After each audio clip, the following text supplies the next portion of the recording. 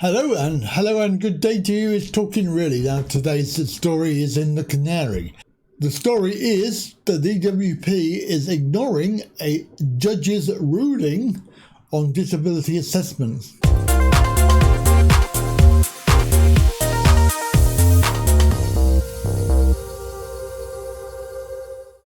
Yes, you heard it. Right here. The story in the Canary.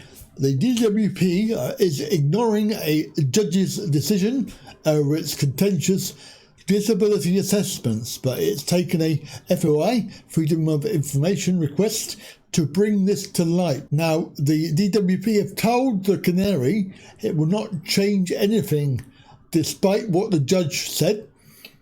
This is because it claims the ruling is not legally binding, but a specialist lawyer doesn't think this is true.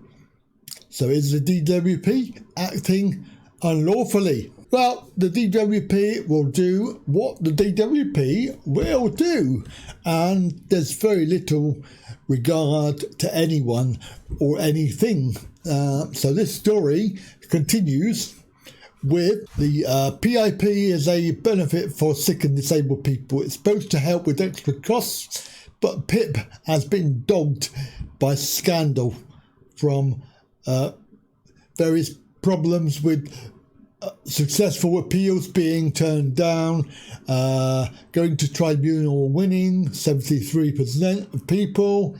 You know, the benefit is a shambles. And the stats are that around 12 people a day pass away waiting for the decision on PIP. On the 31st of January, the FOI revealed that part of the PIP process may be unlawful. J. Roberts sent in a request, Robert asked for current letters used by Atos and Capita to notify claimants of an appointments with the healthcare professionals for PIP assessments. The DWP answered it. It published the current letter used by the IAS, which is formerly Atos, and in doing so, it appears to have shot itself in the foot, because in December 2019, a claimant went to the upper tribunal about his PIP claim. It was because the DWP had denied him PIP for a period of time. This was because the DWP said he had failed to go to a health assessment. The judge said the DWP had to give the claimant PIP for the period of time in question, but the judge also opened up a can of worms. This is because he ruled on the letters that IAS Atos sent to claimants. These are to tell them about the assessments. At the time of the upper tribunal case, the letter said, "It is important that you attend this appointment. If you fail to attend without good reason, the decision maker at the DWP is likely to disallow your claim. If you can't attend, please contact our customer service centre straight away." The judge had major issue with that paragraph. He said that the phrase "it is important" did not legally mean a claimant must go to an appointment. The judge noted 3 other cases with similar things.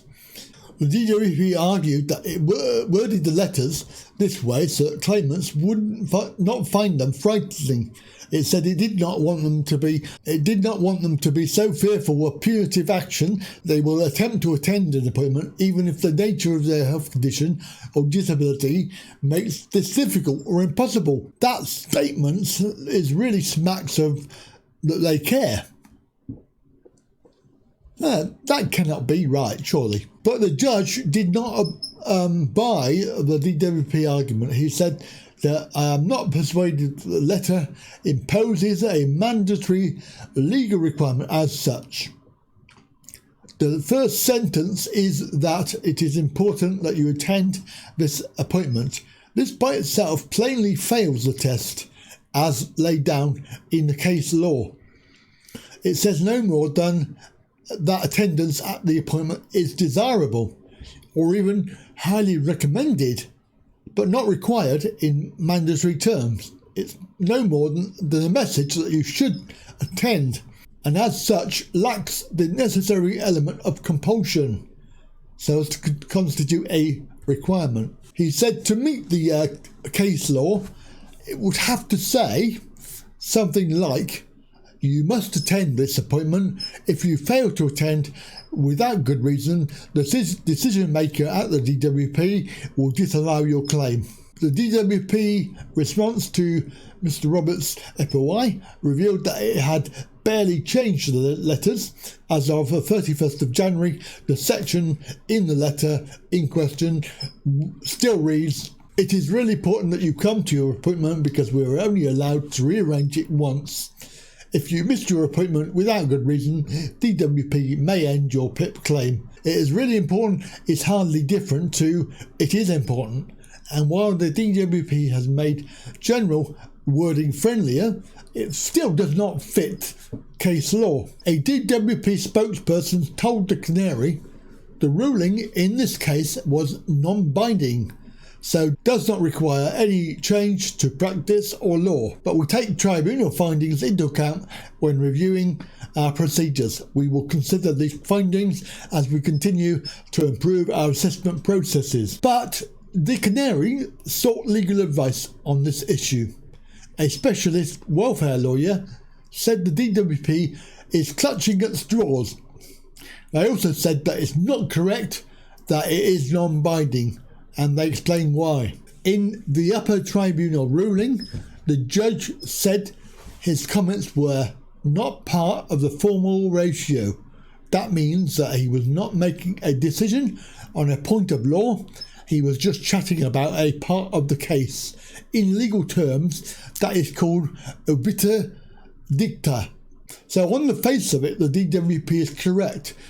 The judge's comments are non-binding. But that's not the whole story. The upper tribunal judge used examples from the Court of Appeal and the Supreme Court, and they said similar things about DWP letters.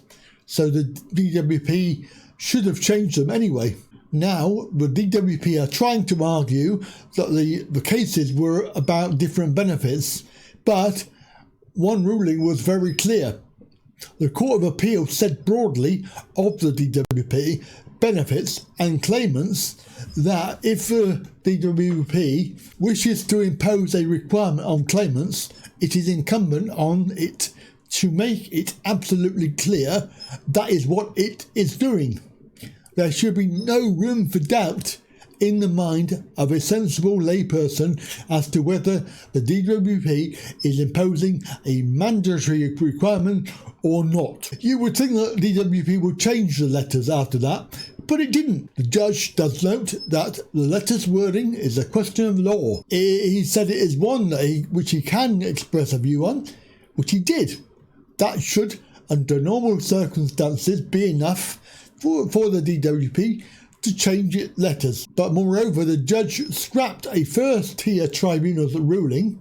This was when the claimant originally appealed. The judge then applied or remade his ruling to that of the first-tier tribunal too. The Canary's welfare lawyer source said that the first-tier tribunal's ruling would now be binding, so the DWP should have changed the letters. To all intents and purposes, the DWP letters are now unlawful, but the bigger issue here is the arrogance of it. Above the law, or a law unto itself. The DWP thinks that it can behave how it wants. Time after time, the DWP acts like it's above the law. But in this case, the implications could be huge. It could impact countless claimants. The fact that the judge thinks that the DWP and IAS or ATOS letters do not meet legal requirements should force the DWP to act. It probably won't, but then again there could be many claimants who now have a fresh line of attack. It's one that they could use when the DWP has denied them benefits. When the DWP still acts like it's above the law, with them, though remains to be seen. Well, there you go. A very long-winded story, but the DWP is going to ignore the judge's ruling. Have a good day. Bye for now.